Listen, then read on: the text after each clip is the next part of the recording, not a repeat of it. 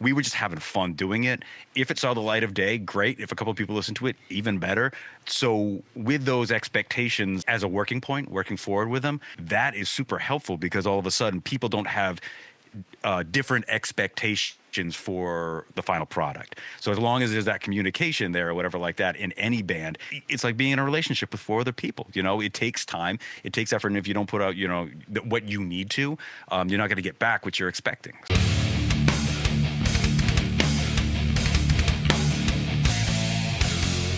Welcome back, everybody. It's Ojayy from Ghost Cult Magazine, and I am here with Paradise Slaves, Jon and Ryan. What's up?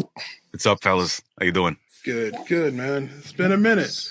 First of all, love the new record. It's a good record. I don't know what to call it yet. I don't know if it says people are calling it metalcore. I don't know if it's metalcore. It's its own weird, I think its own weird little thing. It kind of skates the line of a lot of different genres in my ears. So that's precisely what we're going for. Whatever works for you. Whatever there's something we always say there's something for everybody, especially on this record. You know, everyone's a writer, everyone has their own thing they bring to the table. So when we collaborate, everyone puts their own sort of ingredient into the song, and that's why you hear the, trying to think of the good word of it, but it's a very eclectic record, I guess. I agree. It's very, I won't say it's like all over the place, but it's all over the place in a good way. Yeah, kind of, like in a Faith No More way, Yeah, because like the first song on that record, it just oh shoot, I need to pull up the album track listing. That would help me. That'll help us too. Yeah. We know which one you're talking about. We know which song you're talking about because it just does happen to be the first one. So, but yeah, it's kind of a bit of a. Am I playing the right record? For those who watch The Sea, it's very. I was like, wait, what's that first minute of that song is like, oh, this is the whole time I'm thinking, okay, this is what it's gonna be like for the whole thing, and then it kicked in and it tricked me. I'm glad you said that because I kind of want to take a little bit of credit. I mean, not for the song. That's totally Jon Kita. He Ryan did a great job. But yeah, dude, I was like, this has got to be track 1. Let's throw them all off right out of the gate. Yeah. Not to mention, for all the people that have been waiting to hear Brock's voice again, to have something just kind of a little low key kind of started off, and then his voice very isolated and very right out there. When Ryan brought that up, I was like, I can get behind that, man.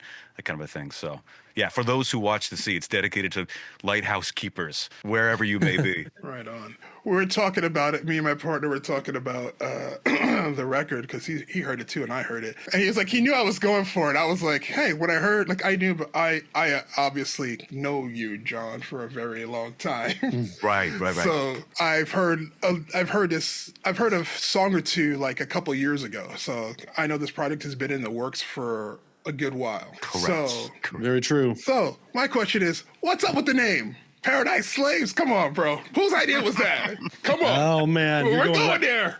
We're going right there. You have every right to ask that question. Yes, a lot of people do ask that question. I do have that question. No, but 100%, because it's a word that as soon as it's even said, as soon as it's even uttered or written on a page or whatever like that, it conjures up a whole lot of stuff in connotation. So I believe it was Brock. He was reading something about, not to dump it on him. It's Brock's fault. It's all Brock's fault. It's all Brock's fault. But he was reading, he really got into a number of things about the Zodiac Killer when a whole lot of this information was kind of coming to light based off of new research or whatever. And one of the rants that he had when the Zodiac Killer sent a whole bunch of things to a newspaper, and they printed it, was that all the people that he killed would become his slaves in paradise. And he was like, Paradise Slaves, that just sounds weird. And like when he brought it up, he was like, guys, I got an idea, whatever.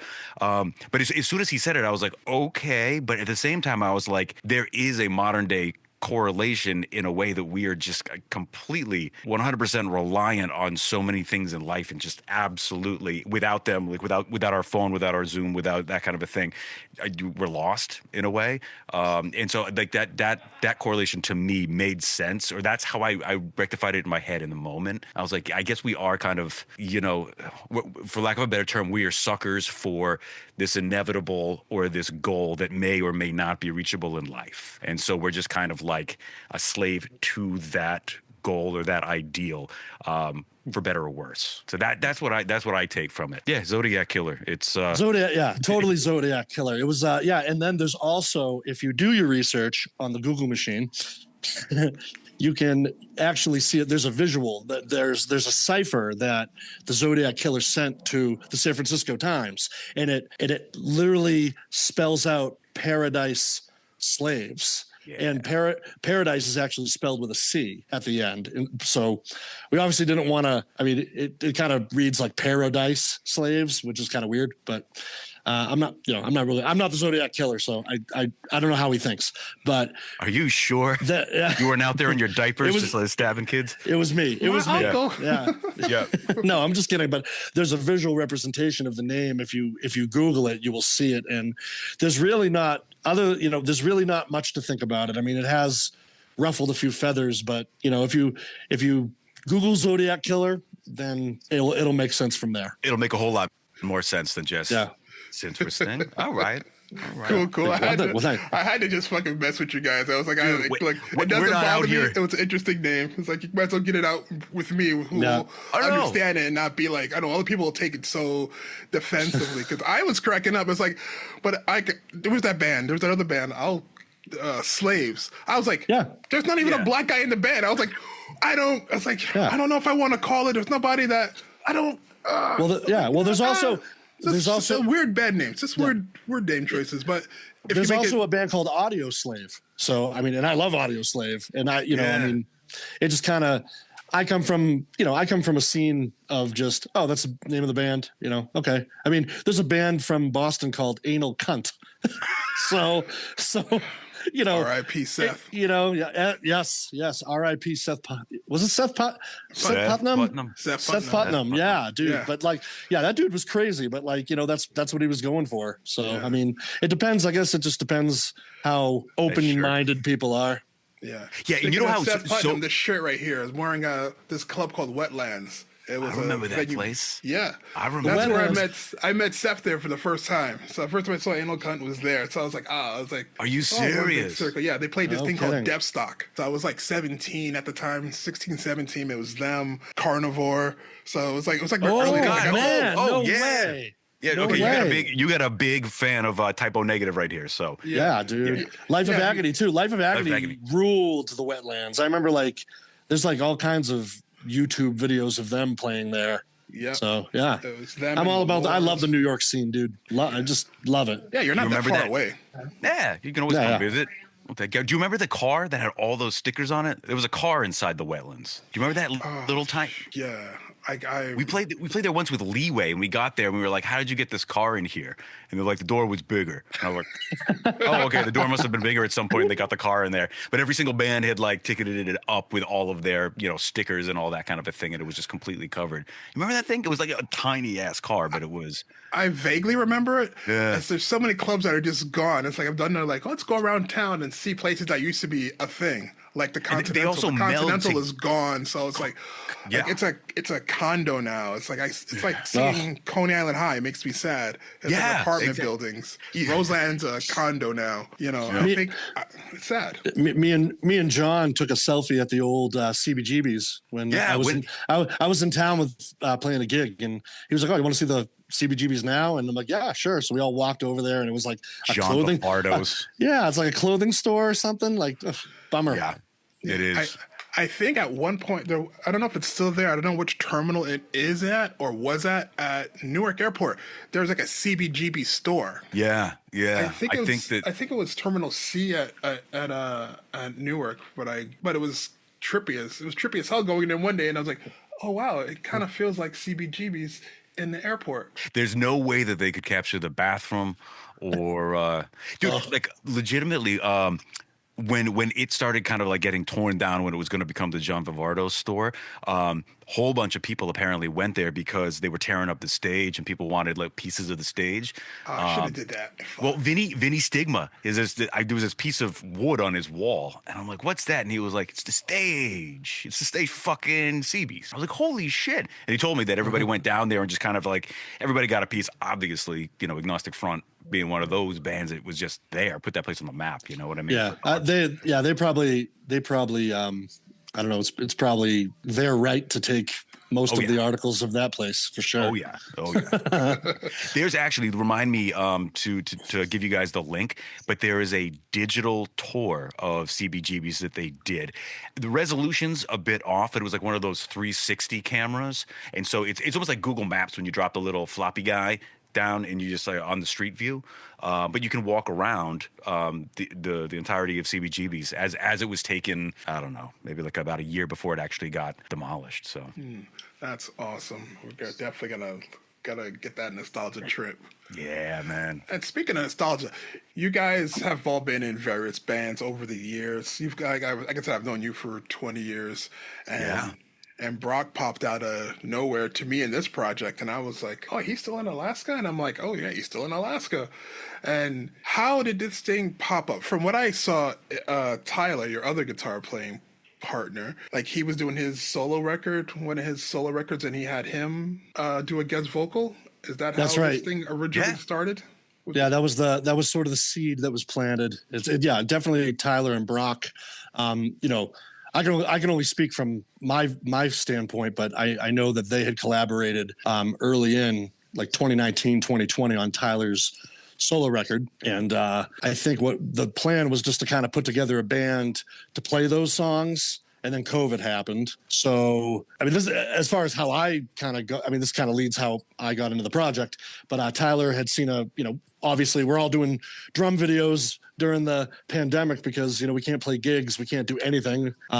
So he had saw one of my drum videos and started, he commented on it and we, I commented back and we just started kind of broing down. And then I went to hang out with him and, he was just like, I don't really know, like, with everything going on, I'm not really sure about the whole solo band, but, just hang and I remember Jon being, Jon, I had originally met Jon back, years ago being a huge Diecast fan, but, fast back forward to 2021, I was, sort of reintroduced to Jon, and sooner or later, Brock and Tyler basically were just like, hey, let's just form like a new band. And then we started collaborating remotely, and 2.5, 3 years later, we got a batch of songs, and a label somehow got interested, and that's kind of where we are now. So in that order, like you came in third, then Jon and Brad. Well, I think I had always been a ride or die. So it was yeah, kind of like, I was gonna say you no matter what, Tyler's like,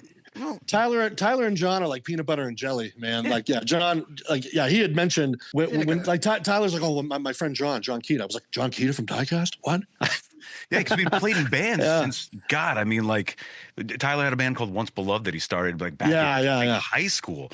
And when they lost the guitarist, I offered to play, some shows and that kind of a thing, and then we just kind of stuck together for quite some time. Present time, Yeah, so Tyler already had Jon sort of, in the mix, he's his right hand man, so to speak. And, it just kind of, he found me on the internet, but we had crossed paths at some point in real life. But basically it came from, it all stemmed from that original collaboration between Tyler and Brock, essentially. Cool. Yeah. And then you say like he did a little time in Diecast too. He did like a couple of tours with Diecast and everything too. So you could say it's like, oh, it's more like the super group. It's like, oh, Diecast meets 36 Crazyfists. And it's it's very impressive that it doesn't sound like 36 or Diecast.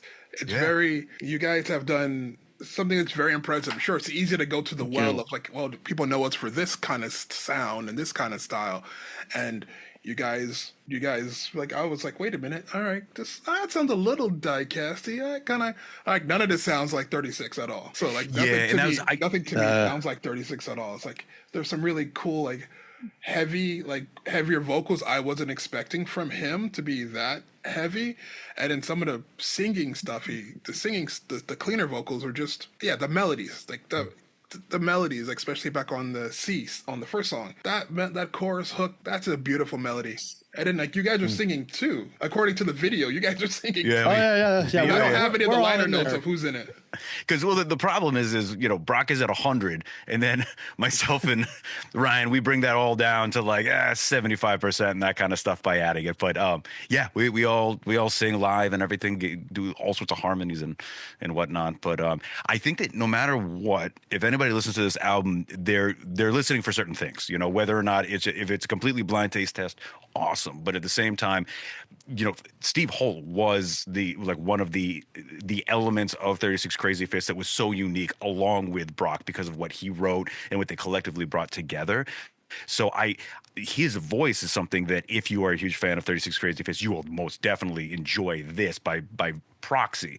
But yeah, the music, I mean, like I would hate to disappoint any hardcore 36 Crazyfists fans, because some of those songs are so good. We're first and foremost 36 and Brock fans just in general.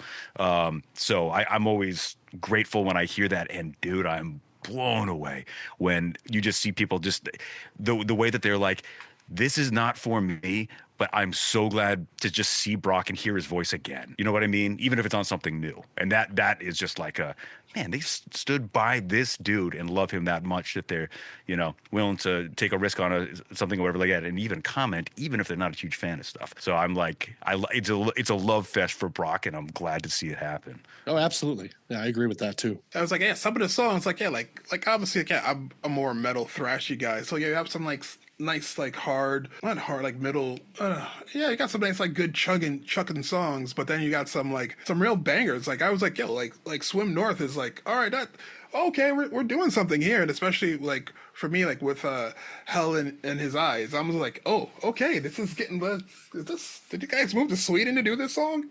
It's very yeah. No joke. Yeah. That was the first song that was ready for this album. Hence, I think why everybody kind of decided like we should call it with Hell in His Eyes. But that was, I think, one of the songs that was meant to be on Tyler's second solo album, Dark Verses Part 2. And so I think out of all of the people that he worked with on the vocalists on Dark Verses Part 1, he just got like along with Brock so well, and they worked so well, and there was just this real great give and take. And so I think for a long time, Brock didn't really want to put himself out there with another band, but this worked so well, and it was so different, I guess, that they were like, let's keep doing this. And at the very least, I've got another song, and he presented him with Hell in His Eyes. And I think the demo vocals were tracked on that before we even really kind of like got together as a quote unquote, hey, could we make a band out of this? And because of that was like the first song that was even in the barrel, like when we went to go say like, oh, let's put together an album. And we're talking like we're talking like summer of 2021. Yeah. Like that's a long, it's, I mean, short at the same time, but like, I mean, this collaboration has been, it's been through like a few years, but it honestly still feels a few months. It feels like it just started happening. We actually have, I think everyone does it now, being the way, technology is, but we have this band chat that literally Brock tells us, I think he's been telling us good morning every morning for about almost 4 years straight. It seems if we don't hear good morning for at least on Eastern Standard Time by like 9:30, we're like, is everything okay? Yeah, is Brock all right? I hope Brock's okay, because dude's an early riser and he grinds the whole day. But I think it's just one of those things that became routine. And the thing was, like when we first started, it was like, should we have a group chat? Of course we should have a group chat or whatever. I was like, I can't imagine this, other than band related stuff, just kind of it'll ebb and flow or whatever like that. It's like, no, every single day, which is awesome. You know what I mean? Because that's, yeah, man. It keeps everybody in that same kind of just like scope of things, and especially when everybody's not next to each other like you used to, like the old and the glory days. It's like, oh yeah, you're like 10 minutes, 20 minutes away. Everybody used to be close physically, and now it's like, all right, you're a couple hours away driving. Dude, if you were just to put, or a flight, if you were to put tacks in a map, you would be able to hold the map up. It's that far away. You know what I mean? Between Anchorage, Alaska, and Massachusetts, it's like boom. I think it would be a little bit skewed in one direction or something like that, but at the same point, it does keep people together. And Omar, you know this. I mean, like, dude, Meshuggah was doing this, trading songs, you know, with the Superior Drummer and that kind of stuff, dating back to Destroy, Erase, Improve, and moving forward. So it's always been one of those things that we knew would work, but you just needed the technology to do it. And now the technology is so advanced that you have no excuse not to be able to collaborate with people remotely. So that made it a whole lot easier. Ryan has a full-fledged studio outside of Boston, and he produces bands, plays in a number of them, and writes a lot of music. What was it, three songs on the album that you just wrote like completely?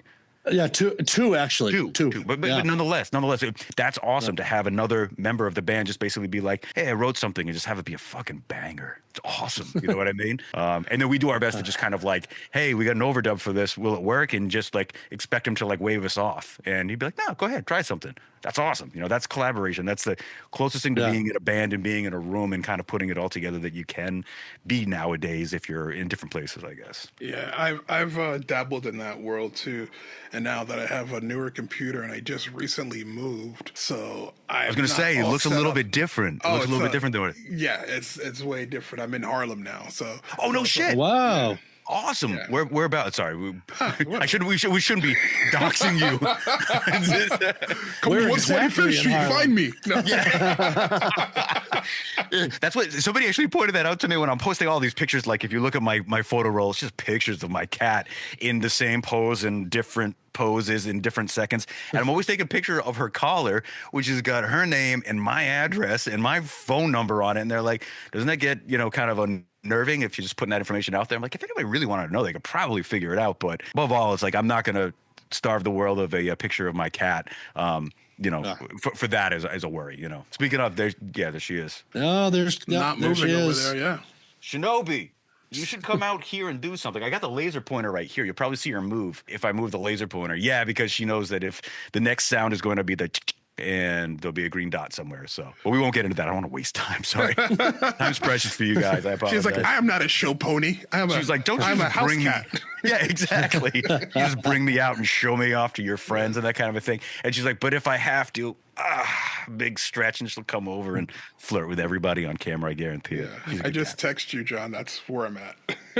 That's my location. All right. Yeah. I'm gonna cut and paste and put this in the chat so it pops up for everybody. Send that, John, send that to me later. Yeah, exactly. I'd be like, ladies and gentlemen, if you're by the Apollo, come on and say hi. Exactly. We'll send you. What is it? What is the fruit basket company that like edible arrangements? Thank you. We'll send you some edible arrangements, some chocolate dipped strawberries up the Harlem. I do like chocolate dipped strawberries. Yeah, they are good. But I'm glad to hear that you're even closer. That's great, man. Yeah. So, we're an A train away. So. Oh, perfect. Yeah. Yes. We got to catch them. We got to hop at the AMC one of these days to catch a movie. Hell yeah. We could talk about that Stormtrooper, not Stormtrooper helmet. I can't really tell what that is above your head. I think it's a Lego. Is it a Lego? Captain Rex. Captain Rex. Nice, dude. What's his name? Bridger. What's his name? Oh God, Ezra Bridger from Ezra Bridger. Okay, so he's kind of we could probably have a podcast about obscure Star Wars things and everything, because I know Ezra Bridger's a bit of a you either love him or hate him and that kind of a thing. That cartoon was really good, man. I finally saw Rebels and I was like, all right, I'm good. I'm sold. This is Bad Batch, all that stuff, dude. Yeah. I got a Death Watch. God, I'm so bad at this. Yeah, I see it. Boom, we got a Death Watch. Yeah, I see it. Dude, I bought it at Comic-Con, and legitimately, I was like, I can't wait to open this when I get home. And then I got home, and 2 weeks went by, and I was like, shit, I really should open this. Like, I want to be the adult kid that I've always wanted to be, or whatever. And then my birthday came, and I was like, you know what? I'll plan on opening it on my birthday, so it'll feel like a birthday present. I gave it to myself. Completely forgot to do it. Christmas came. We didn't do family Christmas, so I was like, oh my God. Oh, when we do Christmas in March, we'll do it. So we had a Star Wars Christmas at my sister's house up in Maine, and we all had my lightsabers, and I opened that up, and it's a Black Series one, so I was like, oh fuck yeah, rangefinder, yeah, dude. No, legitimately, Sunday at Comic-Con, go up to any one of those vendors for the amount of money that I guess it costs for the union fees to get something out. They will start selling off a lot of the merchandise at dirt cheap, just so they don't have to take as many trips and spend as much money just to get it from point A to point B. That is true. And you hit those conventions on that last day, that Sunday. It's like, all right, now you got all the good stuff is usually gone, but the stuff that you were hopefully like, hey, you want to get rid of that? I'll give you a little bit. $60, man, $60, and I had wanted to get one of those for a long time. So So the Captain Rex was a Christmas gift from my son. Yeah. Ezra was a birthday gift for me. My birthday was St. Patrick's Day, so that's like a gift for me. And you still get the lights all green. You haven't changed them up. Hey, there's nothing wrong with that. Stay on brand. It's like there's a typo thing. It's like I'm always like I knew Pete back in the day too. So it's like typo was kind of a big inspiration, and he was just really nice and information. He was very helpful with a lot of information with my band stuff. So I don't know. Like the green to me, you two need to start talking about the way that we just went on that little Star Wars tangent. Please go on a typo tangent because Ryan legitimately like first person stuff like between him and Pete and the guys. And I know how much of a fan Ryan is of typos. Oh yeah, man. I'll send you a little Instagram reel. Because it was his birthday. No, not his birthday. His passing was the other day. We posted like a little reel, and the picture that we used for it is my photo with my singer when we were like 16, 17 years old with Peter Steele at like 4 a.m. at that's Wetlands. Badass. That's so cool. Wow. I was gonna say, baby face. I was gonna say it looks that you're sitting literally in front of a creepy green light. Yeah. So and I didn't know that. Yeah.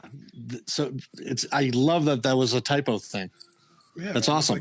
It's like the same color green is the same color as my watermark for my photography too. So I just like, you know what? I like this like neon lime, whatever green that just keeps typo green, baby. It's awesome. It just reminds me of that. Let's see. Speaking of, how can I segue out of that? Jesus. Dreamer. Let's see. Music. Yeah, music videos. You got 2 music videos that look really phenomenal. You've worked with my good friends and my good eye, Dave Brodsky and Ali Weiss. So it's like great videos. I gotta say, those videos are awesome videos. I worked with them a few times with Iceland Kills and Kill Switch. I did their live album, their live stream. I did the Worcester Palladium. He was up there with Davey and with David and Ali. So if you see the video, you see like you watch those concerts. You see a big hulking guy in black. You see, like, I'm trying to be like hidden, but it's like I'm just too big. So in the white shot, like, oh, there's Omar. There he is. There he is. That's what we should do. We should play a little game, like a drinking game or something like that. Watching their live stream and that kind of a thing. So, Omar, drink. Where's Omar? Yeah, it's where's Omar instead of where's Waldo. It's nice. Like every time I worked with him, it's like I'm shooting the bass players. Like, cool. Like, all right, all the bass player shots are me. Yeah. All right. Very cool. Nice. So all those bass player love. That's awesome. All those crotch shots of Mike D. All up in his gear. It was you. Nice. Yep. So what made you guys decide to work with Ali and Dave for these 2 videos? Dude, like legitimately, you know how we all live a whole bunch of different lives over the course of our careers, lives, whatever you want to, consider it. Out randomly, I got back in touch with Dave and Ali, and I was like, you guys are still doing it. You're still killing it. And I'm always super appreciative. I'm sure everybody is, but of all of the people that were at the top of their game back when, Diecast was active and we were touring and putting out albums. So when you see a 20-year gap and then you see the same people that you vibed with at that time still doing what they love because they love it, you're like, okay, these are real people. These are real people doing it for the right reasons. And so because of that, there was a part of me in the back of my brain that as soon as I saw Dave again for the first time when I was helping him out in Times Square with the side project from the lead singer from Thursday, and they were just like capturing all of the 360 stuff for a song kind of post COVID. And there was a part of me that was like, there's a reason that we connected, and there's a reason that he, was like, come on down and give me a hand. And we got back up and talking, and I was like, if there's ever anything that I'm doing musically, I would kill for the opportunity to get him and Ali behind the camera again. So much so that I lobbied it to these guys, and they were like, yeah, I mean, the breadth of work that they did is fucking amazing and visually stunning. So it's not too hard to sell anybody on the idea of getting these people behind the camera to do something to your music. But at the same time, the scheduling is just 5 individual people, and then 2 individuals with a number of people like Rob and those guys that always help them out, that kind of a thing. But getting everybody in the same place at one point or whatever like that was a bit of a measure, but it was so worth it, and I knew it was. And as soon as these guys walked in, they were like, and I know that you had probably met Dave and Ali in passing at shows when they were either filming footage or whatever, or just seeing this fucking Glenn Danzig looking stoic ass guy just sitting there, like guy just taking it all in and enjoying himself. But like Ryan can attest, like as soon as they walked in, as in, hey, I'm Dave. Nice to meet you. That kind of like it was an immediate connection, and it would be they're the so best. weird not going to anybody else ever again. But yes, because I mean, music videos it's worse than playing a show. It's like playing, it's like you're Metallica and you're playing one song for 16 hours. Yeah, so you just But I mean, hey, it's what needs to get done. And the thing about that is Dave and Ali made it so enjoyable and so smooth. We were just all laughs, It was just, oh my God, I have never been through anything more professional and smooth and just fun. And actually, I guess unprofessional. Yeah. We were just, man, 2 hours into the shoot, we're all just busting balls. Oh my God, I would work with them anytime. They were amazing. I can't say enough about Dave and Ali. Seriously. And they've also got they've got it so dialed in that they speak a language of their own, so they know exactly what to do, and they basically think for one another, etc. And then you got Rob Brown, pulling focus every single time on the tablet and that kind of a thing. But legitimately, they know exactly what they need, how much of it that they need, and so they only put the band through the paces to that end. As opposed to let's do it 15 more times. And a whole bunch of, old dudes, poor Brock, he flew from Alaska, middle seat, no sleep whatsoever, hop onto, the sound stage. And then all of a sudden we're shooting there and we're playing one song, 20, 30 times or something like that ish. Or at the very least, one person is doing at least 10 takes here and 10 takes here or whatever like that, going full bore each time. They know exactly what they need. They know exactly how to get it. And they're not going to push you any further. Just to get the coverage. So I love those guys. They're great. Yeah, they're awesome. I mean, and shout out to Brock on that one, man. He literally left work, flew to us, filmed the videos for 48 hours straight, and we put him back on a plane and sent him home. And he was back home in less than 2.5 days. I mean, that dude is just to be up at what 3 a.m. so he could host a radio show back in Anchorage the following day. Yeah, I mean, and he literally put everything. We did the first video we actually the first video we did was aesthetic, and he had been up for, here I am.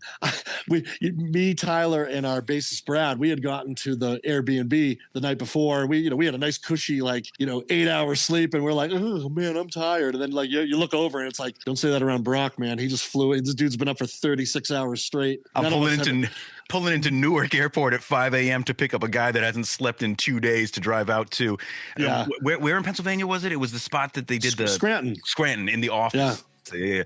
And just to pull up in that kind of a thing, unload, and it also it felt awesome because it kind of felt like an old tour thing, deprived of sleep, real early call, but doing exactly. We were all just, for him mostly, he was definitely already in, full fatigue, but he just killed it. As soon as it was time to get to work, he was just full bore, no excuses, never bitched about anything.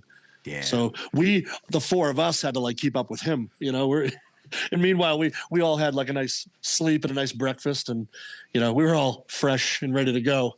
I don't need to know the budgets or anything, but those videos, both videos, they look, oh man, I was like, it looks expensive. They did a great job.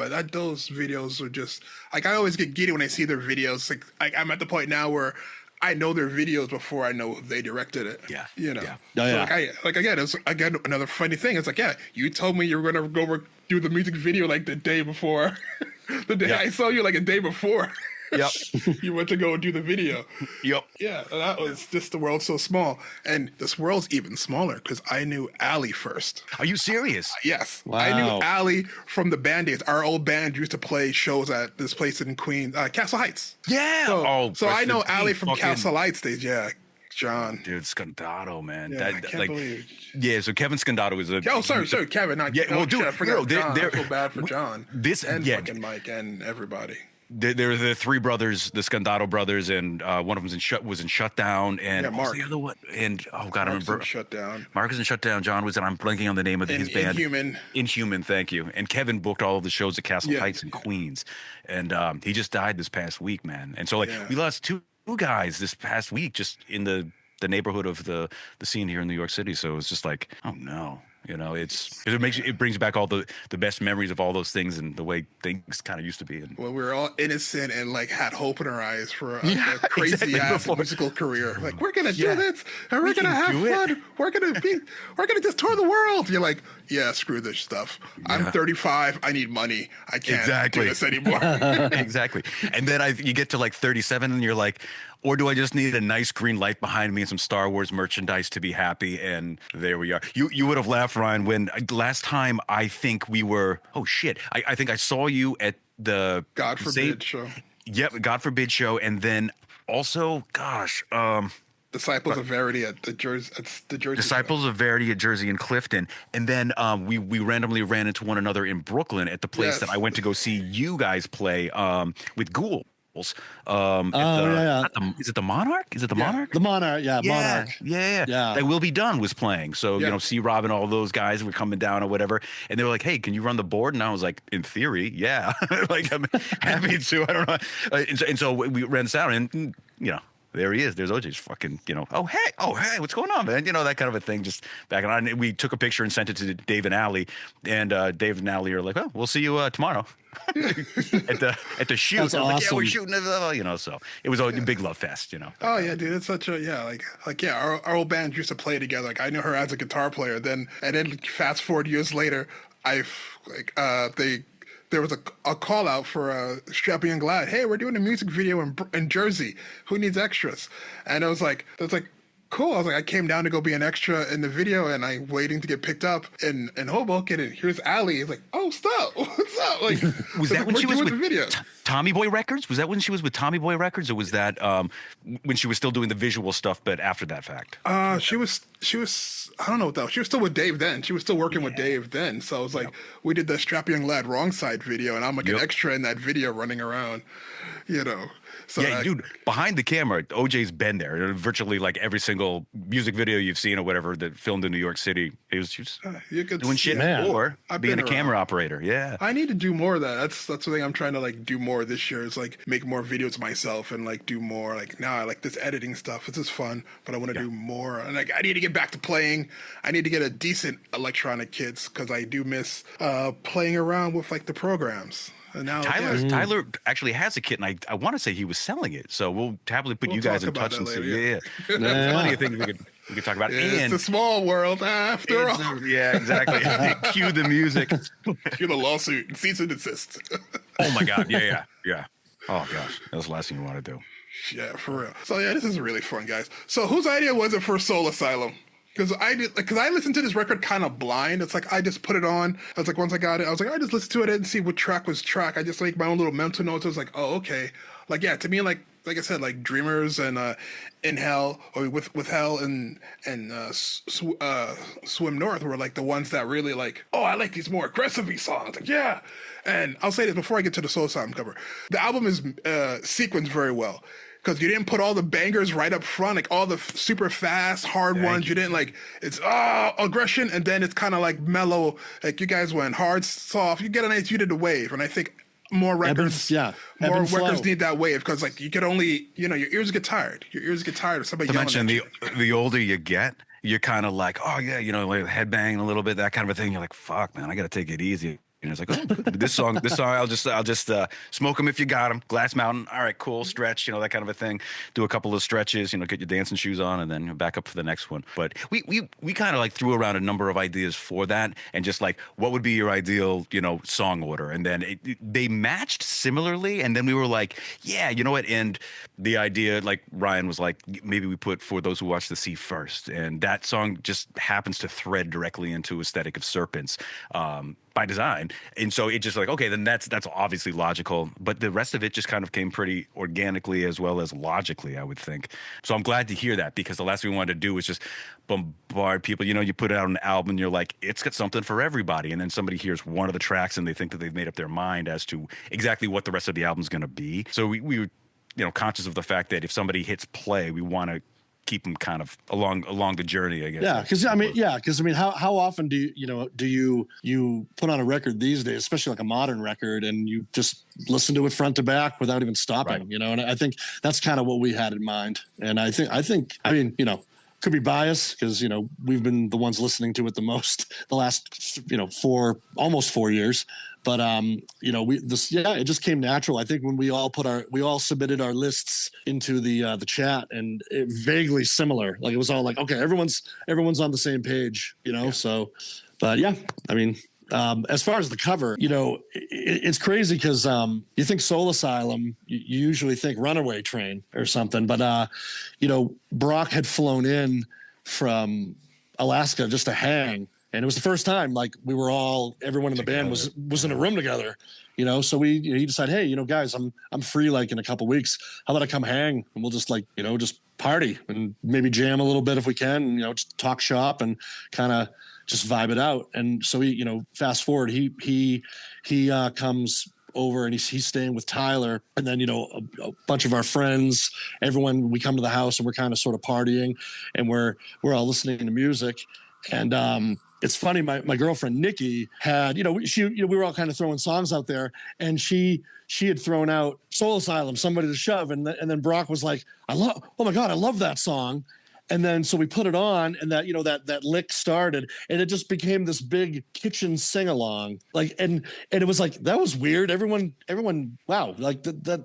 Yeah, and it's like the same thing when I think anyone hears that song. There's a familiarity to it, because it's like, wait a minute, I've heard this, but I don't know who it is. And you're like, oh, Soul Asylum, and oh, it's the band that did Runaway Train did this, and it's their track one on that super successful record. But we back in the chat, we had talked about just like, you remember that night, like remember Somebody to Shove. I think that Brock was all about, let's cover it.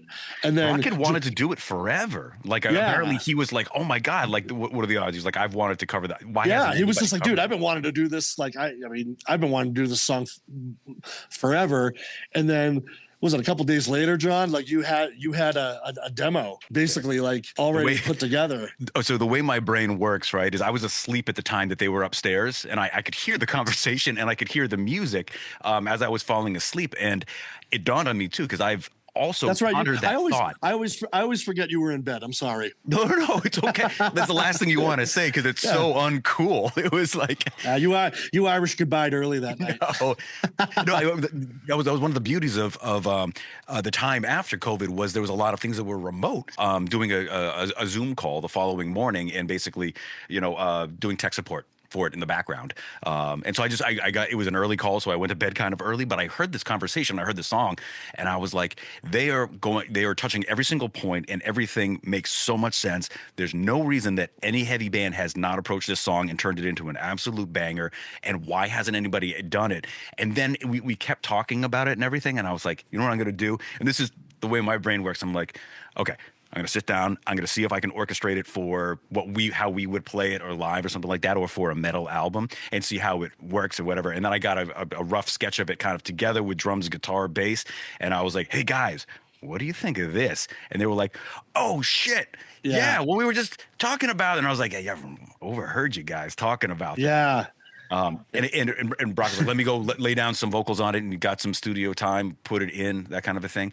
And not to mention, I think Ryan had played with another one of his bands opening for Soul Asylum a couple months prior to this, and there was a whole lot of It was a couple years, but yeah. Sorry. No, it's all good. It's all good. But yeah, I had opened for Soul Asylum, and it was a great show, man. We opened for them at the Paradise, and they still filled the room. I mean, there was a shit ton of people there, and they opened with Somebody to Shove. And it's a bold move. It's a very bold move. On their part, that's a bold move. But like, we don't have to pay the babysitter. Let's get the fuck out of here. No, they have some great songs. They really do actually have some great songs. But but I mean that one just has so much potential to it. And then Jon's demo just had so many killer sort of modern ingredients to it, because when you listen to the original version, it's very grunge, it's very 90s rock, and it's like, oh man, how would this sound if it just had a little bit of a crunchier guitar? What if a little more double bass? And I think that's where we ended up landing with it. Jon created such a great demo. And then Brock took that demo, did some studio time, cut the vocal, sent it back to Jon. And this is sort of how our writing process goes. And then Jon, kind of mixed it again, showed it to us, and it was just undeniable. And another shout out to Brock that he's in and out of the studio, man. He knows what he's doing, and the way he crafts melody and phrasing. I mean, I don't think there's ever been a moment, even with the newer demos, because we're always writing, but there's really never been a moment where he doesn't just hit a grand slam. Because he'll open he goes into the verse and you're like, oh hell yeah. And then when he hits the chorus, it is such a chorus. And I mean, it's just undeniable. And I think he just, especially for you can tell he'd want to do this song for a while. So when he got the chance to do it, he just crushed the vocals on that one. And everyone, and then I eventually retracked the drums. Everyone got to, everyone gets at their little workstation, throws their stuff together. We send it to Jon. Jon replaces, the demo version of something with, our version of it. And there you have it. Technology. Technology. Yeah. Yes. Go technology. Dude, one of the craziest things about it was after that conversation that you guys had, I think the following night, we went to one of the local haunts in Westfield as a band, minus Brad, at that point, but as a band or whatever. And because I had heard that conversation, I went over to the Touch Tunes thing, and I was like, I want to test something, because I had a feeling that this song could be kind of rad, right? And we could probably do it justice, hopefully do it justice, but bring it into kind of a modern context. Diatonic third harmonies and all that kind of stuff, do a cool solo, great. But I threw on Somebody to Shove or whatever, and I looked around and I was like, yeah, guys, like I heard you guys playing this last night, and they're like, yeah, it's such a great song. And that conversation just came back up, and as soon as it got to the chorus, all these dudes and all these bros from Westfield State and all these girls were probably like, I don't know, 22 years old at the bar. They're all like pumping their fists and singing along to it, and we were like, holy shit. Like, okay, it transcends a little bit. So it's an old 90s radio banger, so the Buzz Bin, I think the Buzz Bin back on MTV. And dude, and this is just how stupid, this is another way you can understand how dumb I am, man. When we were out in Anchorage getting ready to play our second show, Brock is talking about the song. He's like, yeah, man, I love it. It's so cool that we got to do this. But at the same time, he was like, that song, Somebody to Love. And I was like, yeah, was it Jefferson Airplane? Jefferson Airplane? Jefferson Airplane. And I was like, yeah, Somebody to Love. And he was like, you know that Somebody to Shove is kind of like a direct grunge response to the, not hippie-ish, but the 60s and 70s version of I Want Somebody to Love. It's like, nah, I want somebody to shove.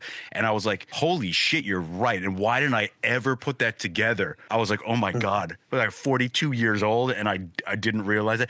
There are things I realize on a daily basis that I should have known years ago. But here we are. At least you know now. At least I know now. And you just taught me something too. I was like, oh wow.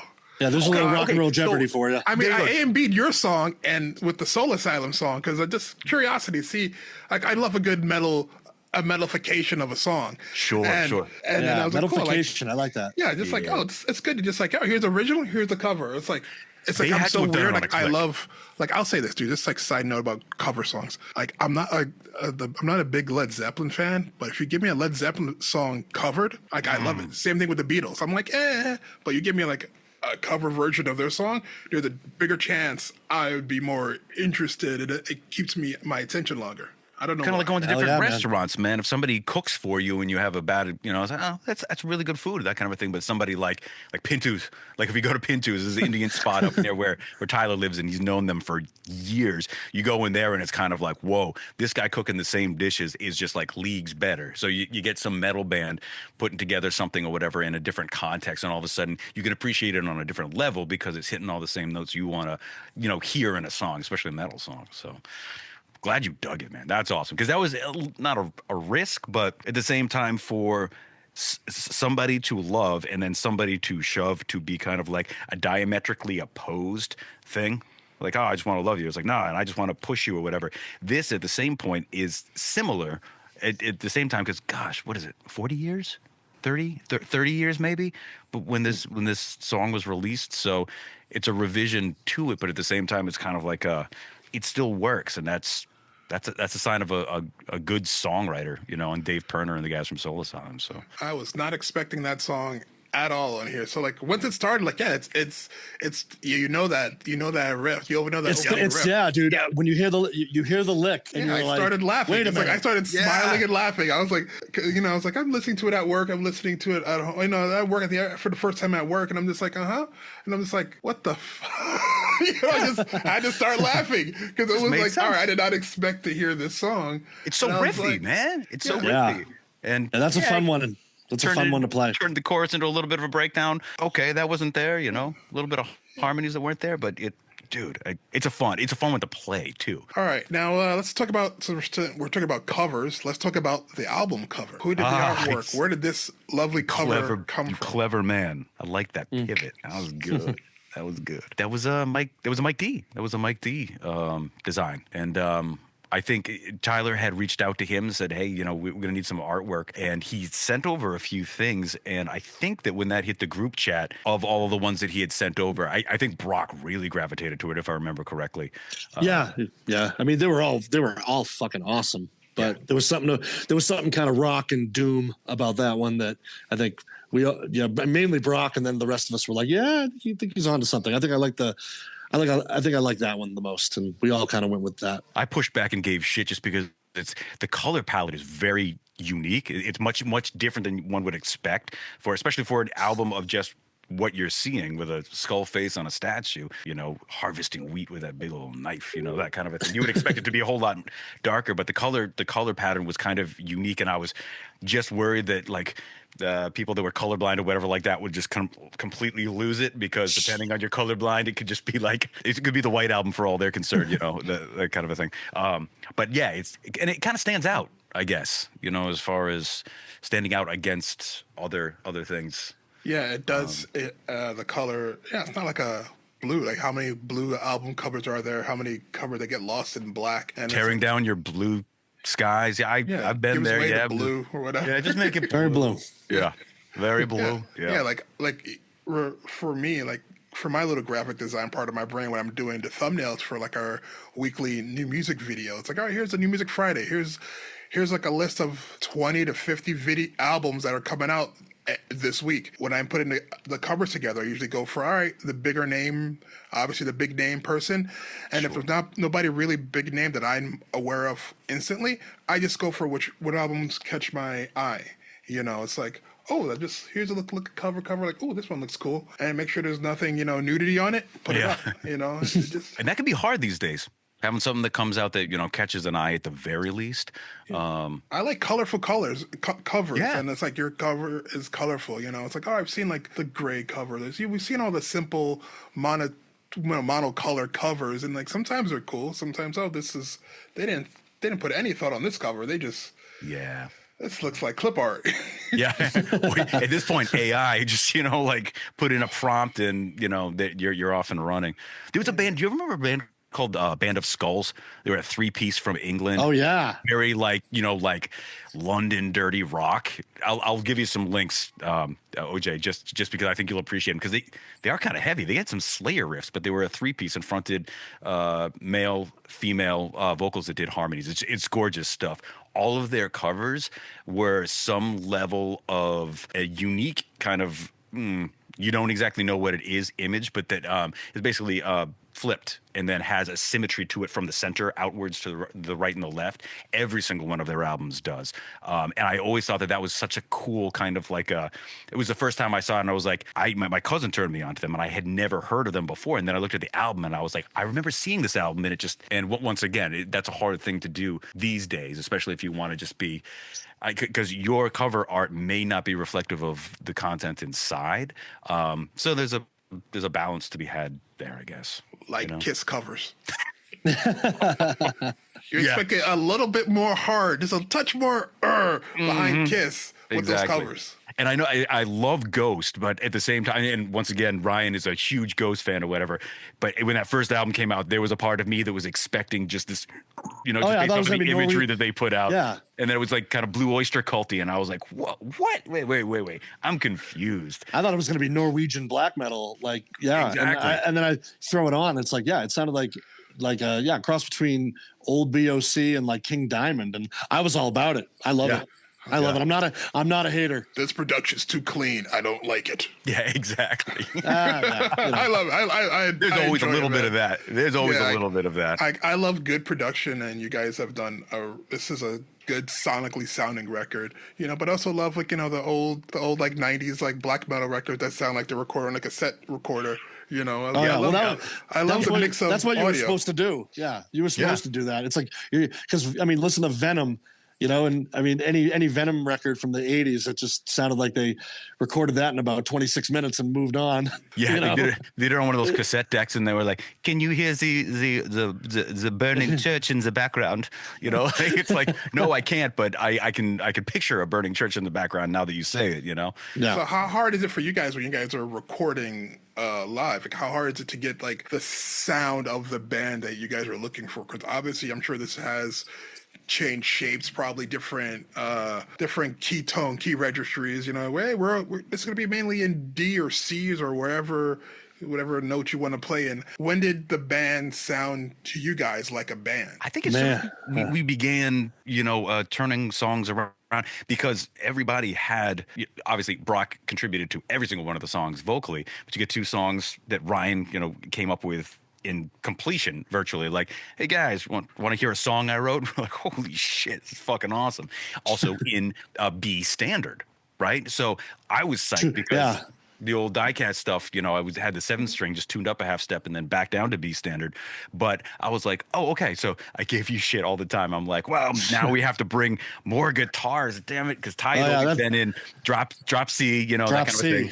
So if you're doing drop C and you run the risk of breaking a string and you need a backup guitar, okay, so that's 2 guitars. And now B, okay, you want to bring an extra guitar in case, so that's 4 guitars. It's just kind of like one of those things that I always give you shit about. But I was surprised simply because the half step difference that it all kind of translated pretty well. And since we were back and forth between this stuff and approaching it with the production side, because Ryan knows his shit. He's been running a studio and recording shit for years. So he probably had an idea of exactly what he wanted his drums to sound like and where we were going to start. So we spent the time back and forth and also on Zoom, like, we want to get this right. We have the time to do it. Let's get it right. And how can we improve it in each iteration as we went back and forth with it? Yep, exactly. Technology, man. So you're able to play live? So what? Oh, we could if we wanted to. Yeah, sorry. I should specify that. So Ryan has an electric drum kit, and so every single one of the songs that he would perform, we would get a MIDI piano roll, that kind of a thing, and then we determine like, we know what your drum set sounds like. So in a perfect world, if we were to go into a studio and record it, we know the dimensions of your kick drum, that kind of a thing. So just built it up from scratch, and on a Zoom call on multiple occasions, we did this thing where if I'm in Pro Tools and I get the master bus with the drums coming through it, I have this program. God, I'm gonna blank on the name of it. Great product placement, dude. Perfect. Holy crap! I'm so sorry. Because they're really great people and that kind of a thing. I'll think of it. It'll pop up into my brain later. And I'll put it on screen for you later. Yeah, exactly. Can we all stand still so we can do a hard cut? Audio Movers. Thank you. Yeah, so there's this plugin called Audio Movers that the company called Audio Movers makes it. It's a plugin that you put on the master bus of a track in Pro Tools or something like that, and it generates a URL that a user can navigate to and listen in full fidelity on the other side of something. So we're on the precipice of doing this for practicing, that kind of a thing. Running our tracks, basically communicating on Zoom, being in different places and being able to start a click track, and then Ryan can be practicing to the song, I can be practicing from here, and he's got full fidelity on the other side of me and every other element there, and he's playing along with the guys in the room. So in this case, the Audio Movers URL, you navigate to it, he can be listening on whatever his preferred device may be, and he hears it in full fidelity. So he's like, yep, okay, all right, that sounds about right or whatever. Could we just pitch that drum down just a hair like that, and we'll bring it down a cent or something like that, tune all the drums accordingly. And then we were just, off to the races as far as like really fine tuning all of the drum sounds that we wanted with samples, from the kit and that kind of thing. But at the same time, prepackaged ones that we could really, get some mileage out of, or ones that match the dimensions of the drums, and then build that kit in real time, and then finesse it and refine it moving forward. I can see Ojayy's already thinking. He's like, I bet I could. Yeah, I got this. I'm thinking of where I can put a drum kit in here. There you go. You have plenty of room. You got plenty of room. Yeah, you're talking to Ryan. He'd be like, you could be. There's never not enough room for a drum kit. So make it work. Agreed. Yeah. And it'll be an e-kit if all works out. So there's nobody who's gonna be banging on your wall and that kind of stuff. I found another company that does like a e-kit like bass mats where they get the little platform. It's a little, I forgot the name of it right now. I'll your downstage neighbors, right here. Yeah. So your downstage neighbors won't be super pissed. Yeah. So look at this kick drum all day long, and like, it's not transferring to the floor. Like it's a great idea. Yeah. That's really all it is. It's really the kick drum that vibrates the most. But there's this, the mesh heads kind of make a little bit of a slap noise. But it's better than waking up all your angry neighbors. So I really also it's got to be comical for somebody who has absolutely no idea what you're doing to walk by your apartment and hear somebody going nuts on an e-kit, because you can probably hear like the heavy breathing of the drummer and the rebounds of like the kick drum pedal, and like it probably sounds like a sex swing or something like that. You know what I mean? They're like, I don't know what 4C is up to, but man, fuck, like they're doing a lot of sex. A lot of sex. But yeah, the whole production process or whatever was easy because there wasn't a deadline. We planned to self-release this once everything was kind of together, and then when Spine Farm had some interest in the songs, when Brock passed them along to them, we were like, okay, that kind of thing. But then we were in a holding pattern as to when it was going to fit into their release schedule, so we weren't able to really tell the world about it for quite some time. So a lot of people were like, it happened. What the hell's going on? Oh yeah, I noticed that on when I was like this. Let me just see what else did he release. Because I remember I heard stuff from you. So like I remember when it was on YouTube, and it's like, oh yeah, some of the stuff says, oh yeah, coming out in 2023. Yeah, like, as far as we thought it was. Yeah. Yeah. And so, things changed when Spine Farm was interested in it. It was like, that's cool. But once again, it's just another variable. You're playing by somebody else's, schedule and that kind of thing. But we made it work. We took the time that we were kind of like in holding and just made sure that we were comfortable with everything and really just, fine-tuned everything. I think now we're getting to real records in the sense of this is when it's supposed to come out, because all the records that were delayed from COVID the last couple of years have just been crammed in with proper releases from that year, and it's like, hey, you're playing catch up, so you're getting like extra records right now. I feel like it's a lot of noise out there, and for better or worse, like it's like something like this kind of stands out of the pack, because it's like, all right, like I said earlier, it doesn't, if you're looking for, it's nostalgic your band's nostalgic in the sense of who's in the band, not sonically, if that makes sense. Okay, that's good. Because, at the same time, because Ryan, how many albums you've put out? I mean, between the Lady of the Dune stuff and all that kind of stuff. So Ryan does like a ton of production also. So we tried to kind of like go back and forth and get the best of both worlds, and mostly my own projects these days. I was recording people, but when COVID hit, everyone became an expert with a laptop, and it was just like, well, all right, go for it, man. And then everybody started a podcast. Everyone's, I'm joking. Totally it's joking. True. It's true. Yeah. Like we pivoted. It's like, hey, we're not going to shows. How can we talk about music? We started doing like a weekly 100%. News show.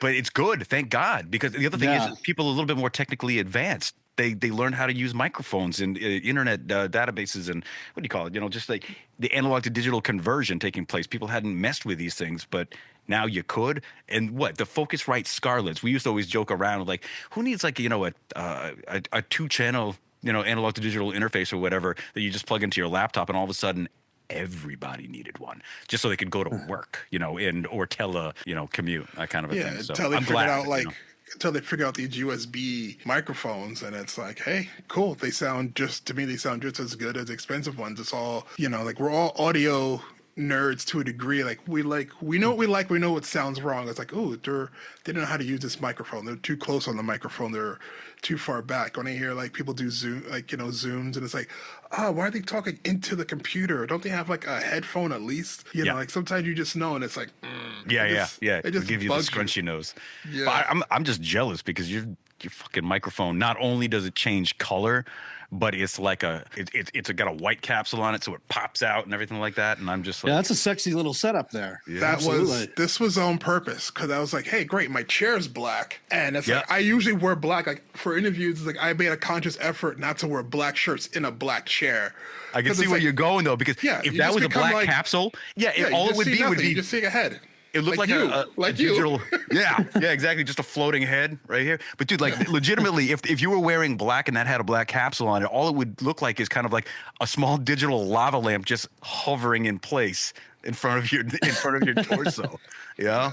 Like this gives me a little kick. It's like, oh, cool. I get to wear like a color. It's like, oh, this is where I get to wear my white shirts, and this is where I get to wear like my green shirts, and this is what anything that's not black gets worn in Zoom. You interviews. are growing up in front of my eyes. I love it. I love it. Oh, look at you. Watch it. All right, let's see. In that case, back to music. Yeah. Since you guys recorded all this stuff, basically the way you guys wrote was all remote. Was anything written together, like in the same room, old school style? Or is it all, I'm sure things are probably more arranged in person, but anything from, track, like, it's like Glass Mountain. We all were in the room together and we came up with the song. Glass Mountain would be Ryan and Ty.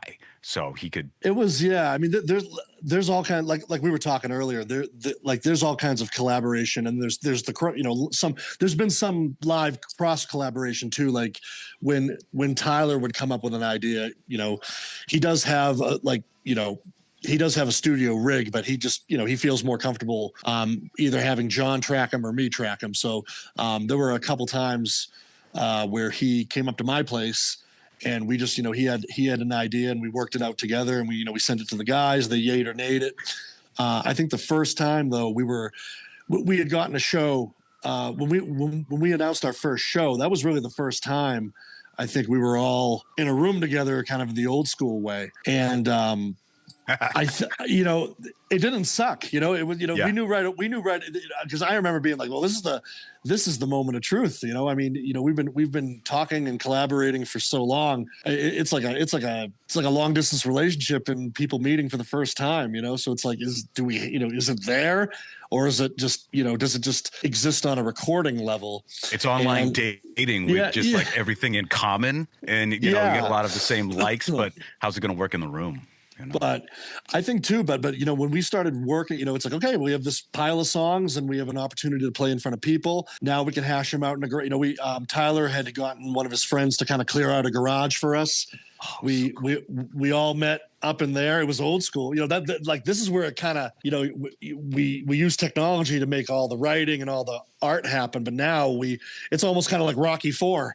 You're going back to chopping wood and running through snow to work through, building muscle. And that's exactly what it was. Now we're all in fast forward. We have a show in a few days. Brock flies in, and we're all in this big sweaty garage hashing it out, and everyone's a workhorse. And I think that, there is a plan, I think, to be, we have 3 records with Spine Farm, so this is only the beginning. I think the next record, you're going to see a little more of a organic dynamic, because I know that Brock wants to take some time to, come out to us a little more and be a little more part of the writing in a live setting. So, but these initial rehearsals for our first 2 shows definitely helped us have the confidence to know that it works. It worked.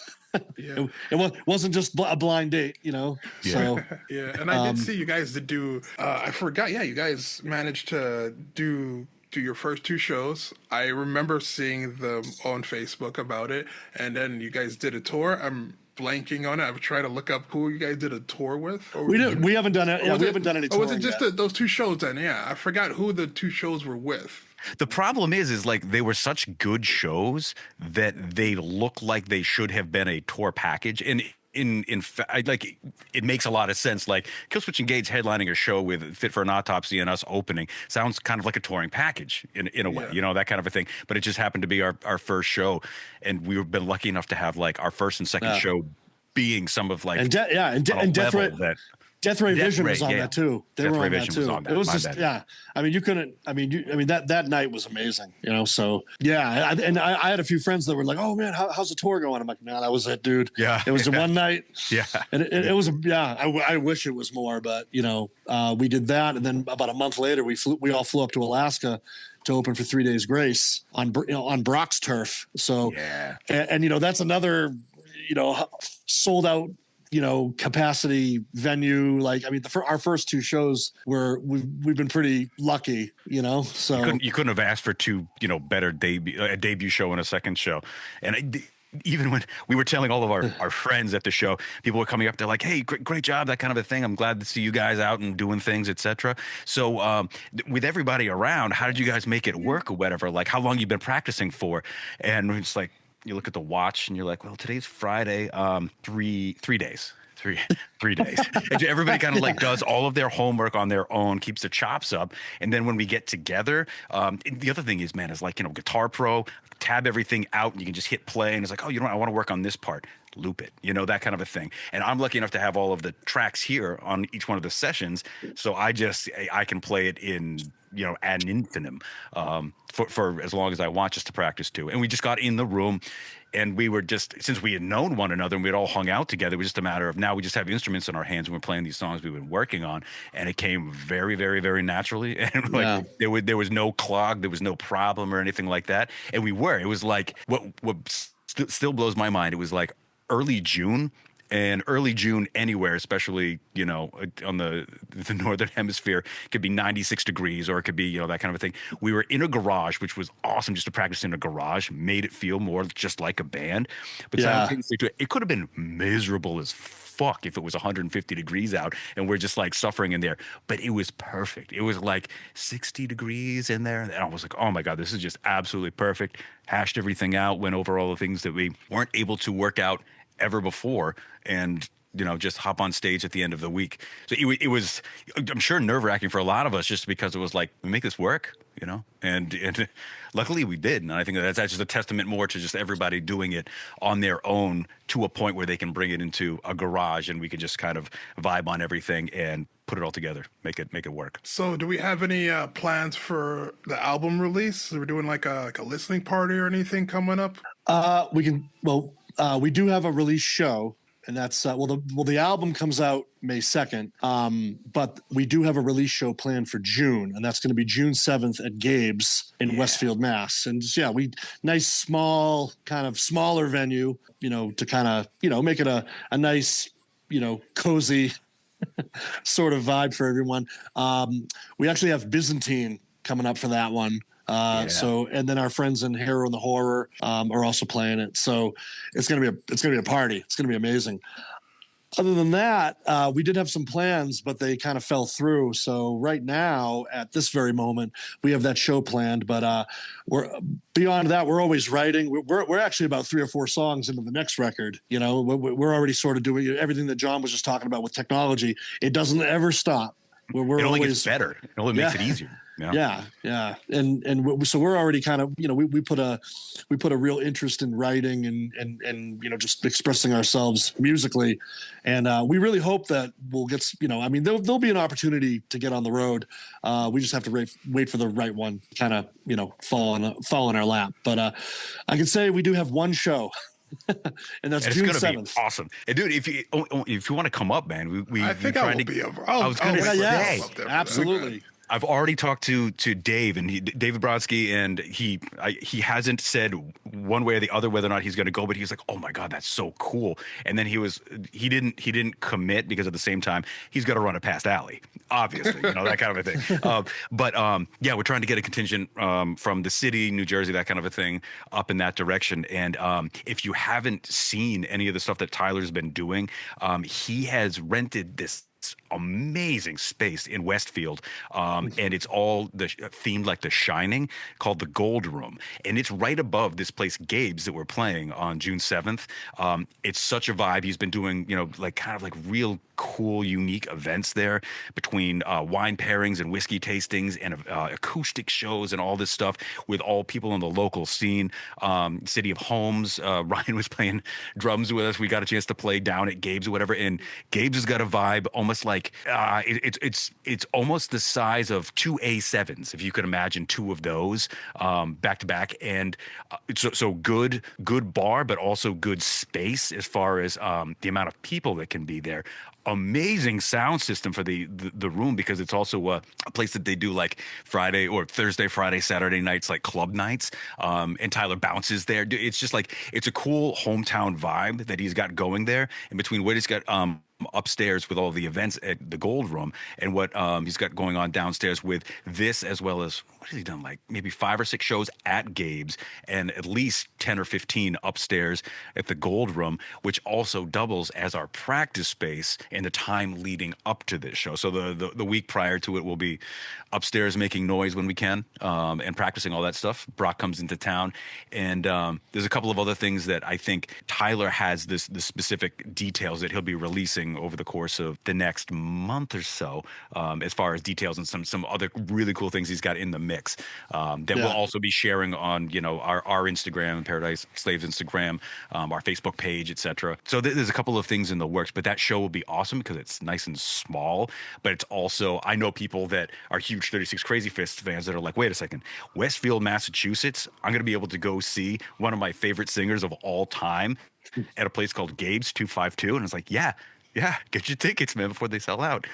So it's always awesome. It always feels like a homecoming going back there, just because there's so much family and friends there that I know I'm looking forward to it. I can't wait. Yeah, me too, man. So all that being said, you're gonna basically play, if not the whole damn record. Should people expect or hope for? I'm sure people are gonna hope for, like, oh, they might do this song from each of one of your guys' bands and stuff. I don't know. Is that a thing you guys would consider? Because I know some bands they're like, oh yeah, you know us from these other bands. Here's one song from his band. I'm not trying to shoot it down. That would be very cool. Not this time though. We're gonna make it a very Paradise Slaves related, because it's an album release. We want to celebrate this album. We are going to put some covers, a couple covers to kind of break up the monotony a little bit. Some super fun covers. Obviously, one of them, Somebody to Shove. Yeah. But we do have some other stuff in the mix of it. But no, we're not going to be treading on the old stuff. Not this time, but it is a good idea. It's been floated around. Yeah, even if you did it justice, that stuff lives in people's hearts and minds so deeply that even just to kind of touch on it or whatever like that might be doing a disservice to all the people that were involved in it before. And that's not like me saying it on the Diecast thing or whatever, but if somebody hopped on stage and said, hey, I know all of the 36 Crazyfists songs, why don't we play a 36 Crazyfists song? I'd immediately be like, I don't know, man. Like that's gospel. That stuff just exists on such a different place. Like I would feel strange trying to in any way hold a candle to that, you know? Or have Brock sing Singled Out. I know. I He mean, probably would. He probably would. He probably would. And I'm sure, you know, wherever Paul is right now, he would be psyched for it because he always loved, you know, he always loved Brock's voice and everything like that. And Paul was also one of those dudes that just, you know, loved, you know, the oblivion, embracing oblivion, like we always say, and just kind of like, oh, cool, let's do a song. Have we practiced it? Nah, fuck it, let's just do it. You know, let's just, you know, we're all here. We're all here, and it matters. So, but no. Like Ryan said, no plans for that. But at the same time, there are a couple of little, you know, surprises and whatnot. And that week leading up to it, like I said, I'm just looking forward to that because Ryan knows I just love playing. So when it comes to rehearsing, when it comes to just being around everybody too, it's such a great vibe. We have fun, man. No, yeah, really definitely. Do. Yeah, we have a good time together. Yeah. So we're looking forward to just the whole process of you know, getting everything together, and then, you know, it's gonna be sad when it's over, but you know, it's not gonna be it certainly won't be the last time we play, but right now it's the only one on the calendar. So sure. we just go from there. Yeah, man, I'm hoping for as much success as you guys can possibly handle.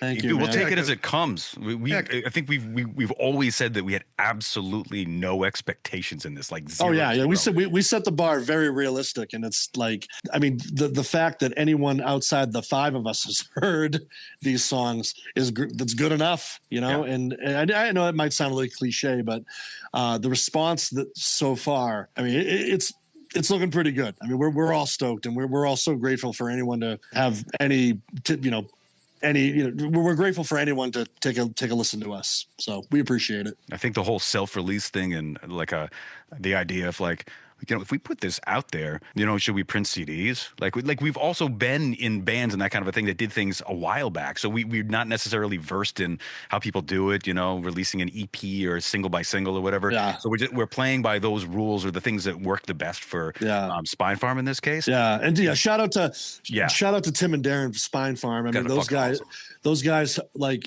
again, you know, when you put out I mean, I've been in bands and I've been signed and you know, it's a different time. And you know, Tim and Darren have been able to help us navigate these sort of, you know, like, okay, this is how you do it. You got to put out singles. You got to kind of test this, tease this, you know, and they've been awesome about that. So, you know, shout out to Spine Farm for helping us out on that. They've been a great partner and collaborator for us. And a super unexpected part of this. Very unexpected. Yeah. I mean, we did not put this project together to get signed or make a single cent. So not to mention anything that happens now is just a bonus. We've all been there, done that. So it's also one of those things where it's kind of like once bitten or twice bitten, 3 times shy or whatever it may be. So going into it, we were kind of like, well, would we want a label? You know, like we've had some, in my personal experience, had some, you know, some ups and downs with that in the past. So who knows? But this was kind of like a breath of fresh air. Like, oh shit, this is how people that care operate. And they came so highly recommended from Brock because I guess when 36 landed there, they just had a great experience with Tim and Darren, just on a personal level, Kish and all those guys over there. So it was a known quantity as well as a respectful. And it's been one of those things where it's like, all right, guys, you know, tell us what we got to do because we don't necessarily know. Yeah, you know, I got Spotify, but you know, like, you know, we need to navigate this, and so they've been very, very helpful with that, and just looking forward to it, man. We do no expectation involved, and there's merchandise, and we have vinyl. You can pre-order a CD and vinyl and a wall. Yeah, it's nuts. It's nuts to even say that. What? You know, like that's just so cool to me. You know. Nonetheless, it's been a learning experience, but at the same time, it's we can get you the link too if you wanted to do any of the pre-order stuff or put a link in the video. Be all in the description when this comes out, man. Oh hell yeah! I take care of it all. Hell yeah! He knows what he's doing. He knows. He does. He does. I will say it must be really refreshing being born in the 1900s to have a new record deal. Yeah. Like so much easier than the first time you guys had record deals in your previous projects. It's like you had to like those years of build up to even get somebody to look at you. And now it's like, hey, yeah, I remember you from this other thing. Hey, we're all friends. Everybody's the same age or similar mindsets. And it's like, oh, here. Yeah, you know what? I like your thing. I'll put your thing out on my record. Like, say what now? Yeah. It's one of those things where it's like, right. what a difference a day makes, let alone an entire fucking century. We are in a different century. There's my cat, by the way. Speaking of centuries, she's been living couple hundred years or whatever. She's my familiar. We go way back, like Victorian times when I got bit, that kind of a thing. But no, Shinobi, come say hi to the boy. He ages pretty fly for a white guy. Not all white guys age very well, but he's not bad.